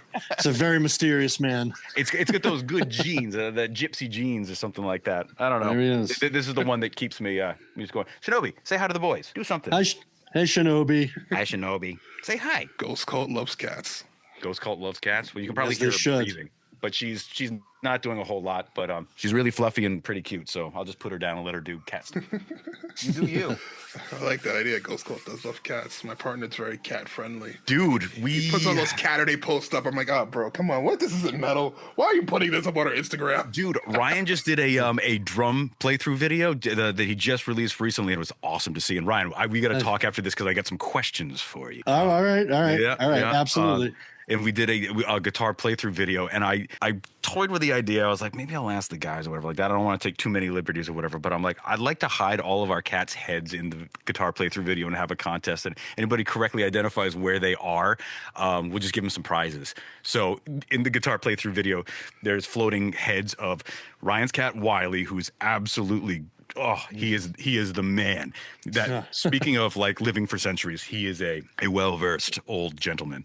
Absolutely. Yes, most definitely. And he shows up on Ryan's kick drum at one point. Shinobi's head goes flying around, and so people were able to do it. So we got a little prizes that are cat oriented as well as cat designed. And I'll get you something, Ojayy. I'll get you some cat stuff if you want to keep the Paradise Slaves and Ghost Cult cat stuff going. Here comes a new collab. Yeah, there you go. Oh yes. There you go. We could have a podcast at the Meow Parlor down on Lower East Side. We definitely gotta hang out, man. It's been too long. I just see you randomly here and there, and now I'm randomly seeing you again on a Zoom. Exactly. That's so random. Not really, but if you went out to your window and screamed, I could probably hear you. Like we're only 70 blocks away or something like that. I'm surprised a fire engine hasn't gone by and you're like, wait a second. I shut the windows. I have both windows shut. I'm just hoping for the best. Yeah. I was expecting to hear it. I heard a helicopter, and I was like, I bet you if I listen hard enough that I could probably hear the helicopter on your side of it. So I was like, we're really not that far away from one another. So. It's crazy. I love this. Dude. I like this city life now. It's kind of it's interesting. It's interesting. In our old age, Yeah. Hey man, I appreciate you guys so much for this. As we get ready to as we're winding this down, I appreciate your time. We've kind of just been going off, man. This is really fun. I want to talk about how much of your time can we really waste? We got plenty. Hey man, I pay for the unlimited thing, so I'm good to go. Nice. I love a long podcast. I love a long podcast because these interviews to me are I feel things should be more conversational than anything. It's instead of here's a question, give me an answer. It's like, oh yeah, we'll talk your ear off. Yeah, everything goes to where it flows organically or. The less transactional they can be, the more interesting I always find them. You know what I mean? Sometimes they get so boring when they're just very answer yes. Yeah. I like it when it's just seems like just just friends talking. Even if I've just met you for the first time, like you, Ryan, I like everything to feel like just friends talking and just chatting. It's like absolutely right back at you, man. Thank you. No, I gotta say this. Things are full circle-y kind of things. I gotta say this record starts because I had this record played a bunch of times really. And I had it on repeat. Am I tripping? The way it starts is kind of ethereally, and it kind of ends kind of similarly. Is that done intentionally? Because it's when you hit when it replays itself, I feel like there's a few notes that seem similar. Well, yeah, John. Dude, that's my dream theater nerd stuff where this record ends here and the next song for the next record starts with that tonality into the next record. I could be just tripping. I don't know. No, you're not, John. I'm going to let John field this one because that is exactly what was. John, you must be wowed right now. Yeah, I'm like, Ojayy, man. You were on just another level, man. I appreciate that because these are the dumb things that I like. I spend hours thinking about and should I put this into place or whatever like that. We made sure that all of the songs started on the downbeat from the last song, that kind of a thing. And if you have it on loop and you just hit play, it will return on the downbeat, and it will return in the same. It drops into the next song on the downbeat. And as a drummer, you probably notice that, like, oh, okay, I can feel this. So it doesn't necessarily, it ebbs and flows, but it has a structure as far as you anticipate the next song, and it hits you if you were just kind of like bobbing your head to it, whether it's a quarter note or an eighth note. And then at the very end of the album, yeah, it's got a little outro that kind of does a little chordal thing, and then it drops back to the note that the album starts on. So if you listen to it in a loop, it will start right back over. Yeah. Glad you picked up on it. That's really fucking cool. I kind of enjoy those kind of like tonality. I don't know the right words for it. I'm just making up my own verbiage for it. But like, yeah, the tonality of like, oh, this ends this way. Then it kind of, like snake eating its tail, a Cerberus. It kind of like eats its own tail. It's like, all right, you're back to the start. It's like, here's the end of the cycle. And now you're back to the beginning. And they all flow similarly. You sir, are on to something. Yeah, I like that. Nothing gets by you, Omar. That's Seriously. Right. Damn. That's right. It's a discerning listener right there, and that also is kind of like, well, thank you for listening to the entire album in its completion. Paradise Slaves appreciates the fact that you were able to do that. And you got through it and that kind of thing. So you get extra credit for that. And we give you A++, gold star for the day, that kind of thing. But yeah, that's really cool. I'm glad that you picked up on that. And maybe it's, those things that you don't necessarily notice, but you kind of notice them. Like, I've always loved that about albums. D-Laughs from the Comatorium, one of my favorite albums of all time, the Mars Volta. They had elements of that where you never knew when one song ended and the next song began if you were just to listen to it in its complete duration. And I always loved that because it's an experience. It's kind of like the way that you used to listen to an album back in the day. You'd buy it, you'd hit play, and you'd look in the liner notes and just enjoy. You said earlier, you guys are already like writing elements of the next record, like to you guys. Yeah, this is old to you guys now. It's a continuing process. You're on to the next stop, level. won't stop. Yeah. Like, what have you guys? I guess this should be not that sophomore slump record. There's no way it can be, but I feel like you guys have learned. What have you guys learned from each other when you wrote the first song? It's like, okay, like I'm writing this song. Hey, I'm bringing this song to the table for the first time. And now you guys completed an album. Now oh, I know what X person likes. Oh, I know, this will be something I think he would like. And this one would like, And people forget about the bass player, Some people forget about Brad, And it's like, how can you forget about Brad? Oh, Brad's a brother, man. We love him. Brad actually bass is good in the mix. I'm not going to lie. Good mixing of the bass. Because sometimes people still mix basses low sometimes, and it's like, sometimes basses get kind of muddied between kick drums sometimes, or they get lost in the mix sometimes, and I think Brad sits right in the middle, right in a good spot where you don't have to struggle to hear him, and I find Speaking of bass, your buddy George Pond agrees from Disciples of Verity, because he wants to hear that bass. He wants to hear that bass. The thing is, man, is like Brad is one of those dudes that is just like so tried and true, and like legitimately Tyler took over for Brad's position when we were touring for Internal Revolution because Brad injured his arm, stayed on as the tour manager while Tyler played bass for Diecast on that Seven Dust tour. It was an early tour that we did. I can't remember when. Anyways, the long story short being that Brad has always been there, going back to Breeding Ground when Paul and he played in a band that we stole, Paul from and brought him to Diecast. So like he has just always been a fixture, and he's just couldn't be a nicer guy, a more genuine guy. And like Ryan said, man. There's a brand new song that is going to be on the next record that he wrote in entirety. So stoked to get working on that and that kind of a thing. Once I don't know exactly when we'll say here's the end of this album cycle, just because it's been so long and so stretched out. But once the album drops, see what it does, see what we can do with it, what people want to hear from us as far as they want us to play out or not. We're totally open to that. But at the same time, there's at least 3 or 4 songs that I'm aware of that you guys have been working on. Yeah, we're about 4 or 5 deep now. Oh, so. Okay. There you go, 4 or 5 deep. Damn. But they can still be hashed out. So they're only in the demo phase. They're not in any sort of like completion. Just we're still kind of letting them marinate, and we'll go back and it's kind of like the first batch. We just there'll be some. I remember even like there were some just tiny little rests and fills that Jon had sort of like polished up. on one of the songs he did. For those who watch the sea. And I remember just being like, wait a minute. Oh, I didn't notice that the last time. He's like, oh yeah, well I took the guitar out during that fill or something, just we're always kind of eternally tinkering, just eternally tinkering, And the other thing tinkering, yes. I'm over here as the guitar player who's writing drums, which is like the worst thing in every drummer's life. So it's kind of like, oh yeah, if I had 6 arms, I could fucking play that, but I don't. So I'm not going to. I'm going to play this. You know what I mean? So there's always that byproduct of Ryan actually getting behind the kit and playing it, and that kind of a thing. And then that, importing that into the song. But as far as what we've learned from one another, I have personally learned that everybody is I knew everybody was a phenomenal songwriter, but I didn't know to the level of their songwriting ability until such time as we heard, this new track. What do you think about this, etc. As well as I'm that guy that was always, yes, and can we take something and make it even better, that kind of a thing. If the answer to that is no, then that's great. But like with Fever, there was I almost hear like a little overdub or whatever, and you were just kind of like, Cook, go for it. Do it, do whatever you'd like, that kind of a thing. And I was like, take it or leave it, that kind of a thing. And I was happy to take it away but you were excited about that and you were happy with it. So as far as I was concerned, the collaboration really works. And if we're going to be able to be collaborative together in one room, all the better. And I think that we're going to be this time around, which will just make it even easier and more of a love fest, more of just this is fun.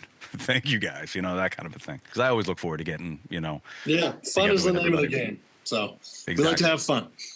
As much fun as this is, I can't think of anything else I want to mention about this record. Yeah, man. And they have a album release show in June in Massachusetts, which will have and all of our socials.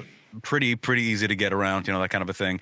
The other thing is with such a strange, unique name like Paradise Slaves, you can, if you search for it, you're going to find it. You're also going to find a whole lot of horrible things that you don't want to find, I'm sure. But at the same time, hopefully we'll be closer to the top of the list, and you can get most recent information on the Facebook and the right behind Paradise Lost. Exactly, yeah. Exactly. And Paradise. I don't know. There's somebody. Slave Paradise who made a song or whatever like that, because somebody was like, I listened to the song and it was different than I expected, and I'm like, should be the URL, and it was somebody who just created like this ambient song and it was called Slave Paradise, and I was like, no, that's not us, but cool. Hey, may never have heard of this band had it not been for the name that Brock found and kind of stuck. So we'll take it. Yeah. We'll take it, man.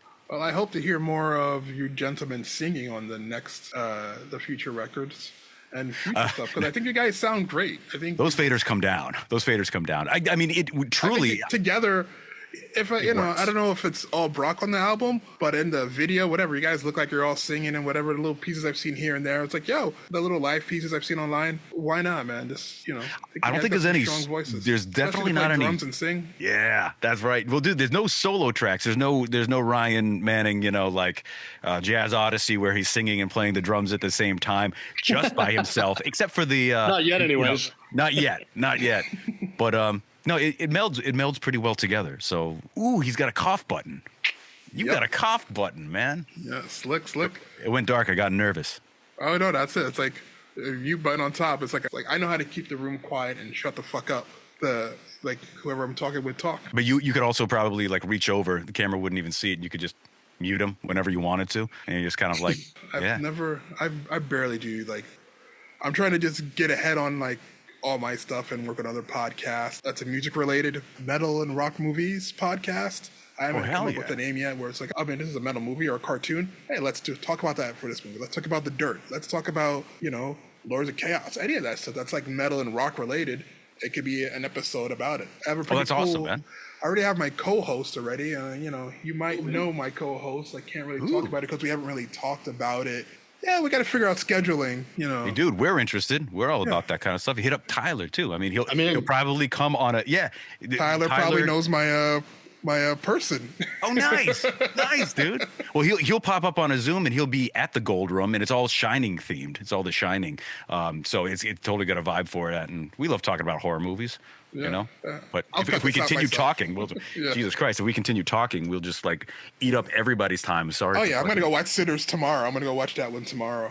I did see Sinners. I'm looking forward to that. I just saw that trailer the other day for the first time. I was like, all right, I'm in. I have a list. It's literally just making the time to like. I gotta get better at time management. It's like, I need to fucking start playing music again. I need to start playing drums because with you and me dying, both. I was like, Jesus Christ, I need to like fucking play music more. It's like I kind of took a break because you get that band drama. It's like I don't want to play anymore. I lost the love, and it's like I do miss it. That's how I ended up getting like roped into like doing this thing with my partner because I know him from Castle Heights. We all met from there. So it's like it just like. Oh man, I gotta fucking be in a band again. Like, oh man, you gotta find a Ryan, a Brock, a Tyler, and a Brad. That kind of just say Jon Kita and a Jon Kita. No. Dime a dozen, man. But no, legitimately, man. When you find the thing is also with the expectations involved. Like this just goes back to that entirely, where we were just having fun doing it. If it saw the light of day, great. If a couple of people listen to it, even better. So with those expectations at as a working point, working forward with them, that is super helpful because all of a sudden people don't have different expectations for the final product. So as long as there's that communication there or whatever like that in any band, it's like being in a relationship with 4 other people. It takes time, it takes effort, and if you don't put out, what you need to, you're not going to get back what you're expecting. So yeah, dude, it's just deep breaths. Stretch. I played I played for you like one of the projects I have. Like I'm literally having like my 2 bands. I have 2 different sonically sounding bands with similar members, and it's just like, oh yeah, we need to get together to go do this. Like we need to let's record this shit properly. And I'm like, I don't like the digital drums. Like if you listen to Ghost Cult, like the intros to our videos and the outros of our videos is one of our songs. It's one of my songs I used to play live, and now it's like, oh yeah, we kind of like. Digital it up and this sounds a little cooler now. Like shit, I gotta relearn how to play my own song. Yeah, there you go. I was like, damn, why did it make it sound better? Yeah. So I got that learning curve ahead of me of like learning old songs, and it's like we're all still alive, and again, people fucking dying left and right now. It's like shit. Like what? Maybe I should like hurry up and. The clock is ticking, Maybe, and I hate to say it because, like, it's just, for me, it's a constant reminder. It's losing Marco this week, losing Kevin last week, that kind of a thing. It reminds you, it puts everything into perspective. Right, it puts everything into perspective. Like I'm my own worst enemy. If I sleep till 10 o'clock, and I'm like, man, I could have done a whole lot more if I woke up or something like that. But sometimes my favorite pastime outside of music and doing all that kind of stuff is laying down next to my cat, sleeping, waking up, and opening my eyes and being like, oh gosh, you're just a fun friend. Thank you for being there, and going back to sleep and listening to her purr. It's like our priorities have changed, but at the same time, there's something to be said for time management, which I am horrible at. So if you figure out how to work that out, let me know. But at the same time, it's a matter of like, how variety is the spice of life. I always find myself longing to do the things that like your soul wants you to do when you're doing other things. So I think that with that variety comes that desire to carve out that time and manage that time moving forward from that point, because the only thing you want to do when you're doing something else is perhaps something else if you're not necessarily in the mindset to be doing that, right? And so it's always kind of like that distant memory that you're getting nostalgia for before it happens, but it's finally coming through on this stuff and, buckling down and doing it. But you got time, man. You got plenty of time. Yeah, as long as I'm still above ground, I got time. Oh, hell yeah, man. So besides Paradise Slaves, do you guys have anything else going on? Other projects you're working on? I think you said you were doing a Blitzkid album later, possibly, maybe. Yes, I'm heading down with the guys. We're going down to Jersey to basically drop the basics on 10 new Blitzkid tunes for a new record that'll probably be out this year, and then we're going to Europe, doing some festivals, and then we go to the UK, and then we do have sort of a Midwest tour. In September, and then after that we go back to Europe with Wednesday 13 for a Halloween tour. So Blitzkid is kind of busy around like the spooky season, as you can probably figure out why. So, but that's besides that, I mean that's that and the constantly kind of in the Paradise Slaves chat, working on new ideas. We're always collaborating and just staying as busy as we possibly can. And you, Jon? I got. I'm lucky, man, because like outside of some event stuff that I do or whatever, I just sit here and write music and like get it licensed, like little sync licensing and that kind of a thing. So since I'm always writing music, there's always stuff that doesn't have a place. And I've been, once again, time management, trying to find some time where I just take all the stuff that makes sense and just kind of put it out. And I keep telling myself I'm going to do it, and it just keeps piling up and it doesn't get done. But yeah, outside of Paradise Slaves, there's a couple of things that I've been messing around with, that kind of a thing. I can tell you about that kind of a thing, like not a rock opera, because I know that sounds so silly. And once again, everyone's going to start feeling bad for this poor man that lives with his cat in Hell's Kitchen. And he's writing rock operas. Okay. This was a COVID thing also. This was one of the things I'd always wanted to do. But nonetheless, just like, you know how it is. So like you got a vast array of all this backlog stuff that you just haven't really put out in the world. And, you know, when you lose friends and, you know, people are passing away, there's a part of you that goes, what are you fucking waiting for? And just do it. Just do it. Even if people go, this is the worst thing I've ever heard in my entire life. At least you put it out there and you got, you know, the opportunity for people to listen to it. And the greatest part about that is whenever I'm messing around with music or whatever, I'm like, this could work for a Paradise Slave song or this. And I make all those notations and just kind of aggregate all that stuff. But as far as output is concerned, that's my concentration, you know, coming back to the plate, because these guys are already, you know, a couple of songs in, some really cool sounding shit, like some really awesome sounding stuff. So just kind of my next steps are, you know, at the very least trying to put forth some music for them so they can actually go like, okay, all right, you know, this is as good as the stuff that we're putting together. So, you know, you're not out of the band, that kind of a thing. Yeah, dude, just living the dream, you know, watching my cat chase a laser beam. You know how it is. And there you have it. Paradise Slaves, Jon and Ryan. Guys, it's been a pleasure. Thank you guys so much for your over-generous time. You too, man. Thanks for having us. Thank you, my man. I will look forward to seeing you guys in person in June. And June 7th, man. June 7th, yes. We're going to pull you up there. We're going to pull you up there, man. Oh, yeah. And the record comes out May 2nd on... You got it. Spine Farm Records. Yes, Spine Farm, yes. I got it. You got it. Gentlemen, enjoy the rest of your night. You too, man. All right. Cheers, guys. Take care.